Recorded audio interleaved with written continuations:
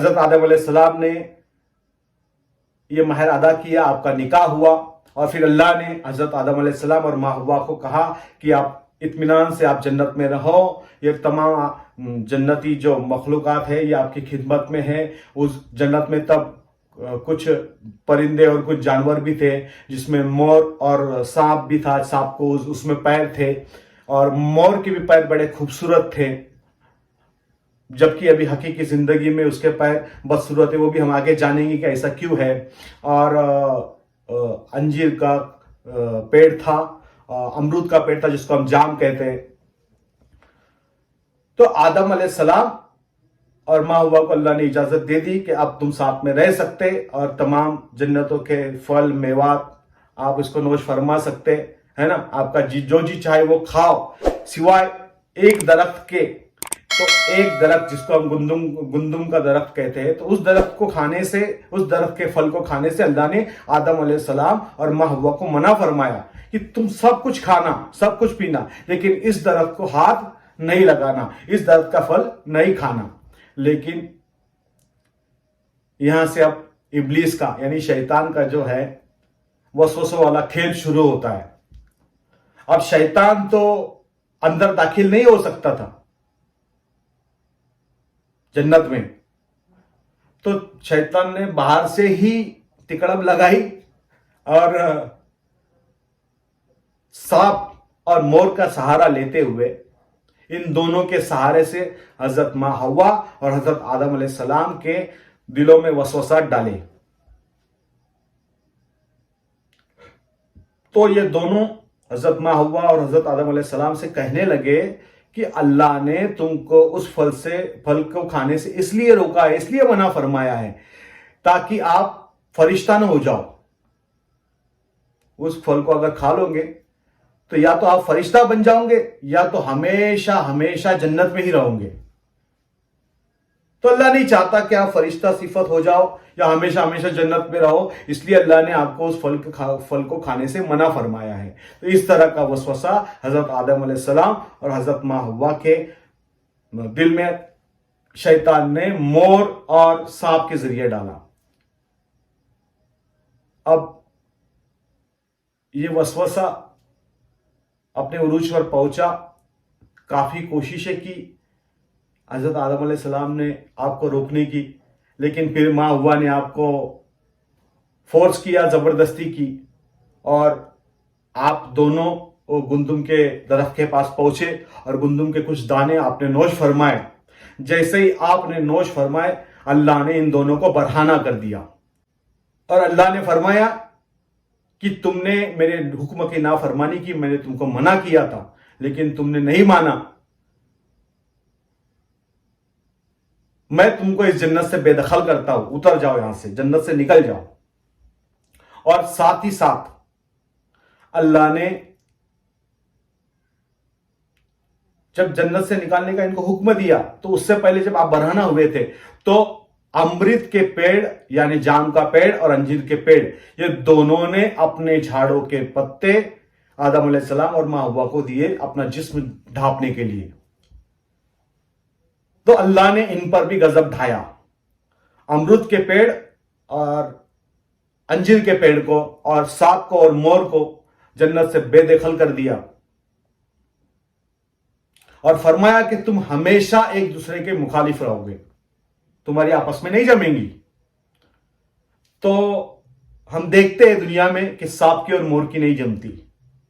جہاں پہ انجیر کا پیڑ ہوتا ہے وہاں پہ امرود کا پیڑ نہیں اگتا، جہاں امرود کا پیڑ ہوتا ہے وہاں پر انجیر کا پیڑ نہیں اگتا۔ اسی طرح انسان کی اور سانپ کی نہیں جمتی۔ تو اب آدم علیہ السلام کو اور ماں حوا کو اللہ نے جہنم معافی چاہتا ہوں، جنت سے نکال دیا اور دنیا رسید کر دیا، دنیا میں اتار دیا۔ لیکن جب اللہ نے حضرت ماں حوا اور حضرت آدم علیہ السلام کو دنیا میں اتارا تو دونوں ایک دوسرے سے جدا ہوئے،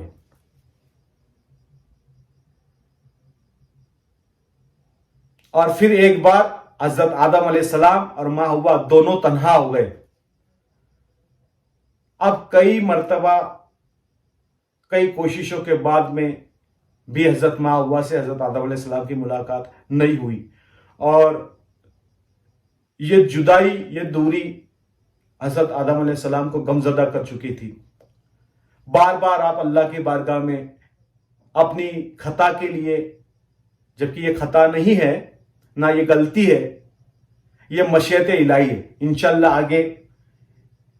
اس بات پر بھی روشنی ڈالیں گے۔ اکثریت دیکھی گئی ہے کہ آدم علیہ السلام کا یہ جو معاملہ پیش آیا تو اس کو لوگ خطا یا غلطی کہتے ہیں، لیکن یہ غلطی نہ غلطی ہے نہ خطا ہے، یہ مشیت الہی ہے۔ اگر یہ نہ ہوتا تو آدم علیہ السلام اور ماں حوا دنیا میں کیسے آتے؟ اگر دنیا میں نہیں آتے تو اللہ کا جو اصل مقصد ہے، وہ اصل مقصد تک ساری باتیں نہیں پہنچتی۔ تو آدم علیہ السلام کی یہ غلطی اور خطا نہیں ہے، یہ نہیں بولنا چاہیے، یہ مشیت الہی ہے۔ تو مشیت الہی کے تحت آدم علیہ السلام نے اور ماں حوا نے گندم کا دانہ کھایا، پھر اللہ نے ان کو جنت سے نکال دیا، زمین پر اتارا، ماں حوا اور آدم علیہ السلام جدا ہو گئے، اور پھر اس کے بعد میں کئی دنوں تک حضرت آدم علیہ السلام اللہ سے دعا گو ہوتے رہے، اپنی جو غلطی خطا جو بھی ہوئی تھی تو آپ کی نظر میں وہ غلطی اور خطا تھی، تو اس باعث کہ اللہ کی ناراضگی کا سبب بن گیا، اللہ نے ہم کو جنت سے نکال دیا۔ تو آپ رو رو کر اللہ کی بارگاہ میں دعا کرتے تھے اور معافی طلب کرتے تھے، لیکن اللہ نے آپ کی ایک نہ سنی۔ پھر آدم علیہ السلام کو یاد آیا کہ مہر میں نے جس اللہ کے برگزیدہ بندے اللہ کے حبیب پر درود بھیجا تھا، تو کیوں نہ اس کے واسطے سے میں دعا مانگوں۔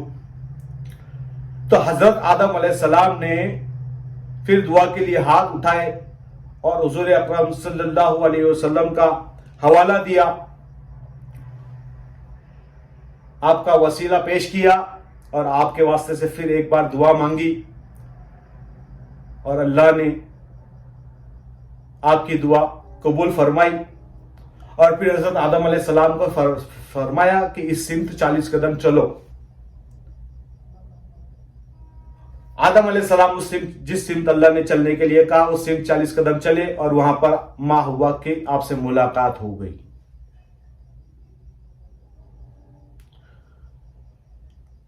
یہ حضرت آدم علیہ السلام کا جنت سے لے کر دنیا تک کا سفر تھا۔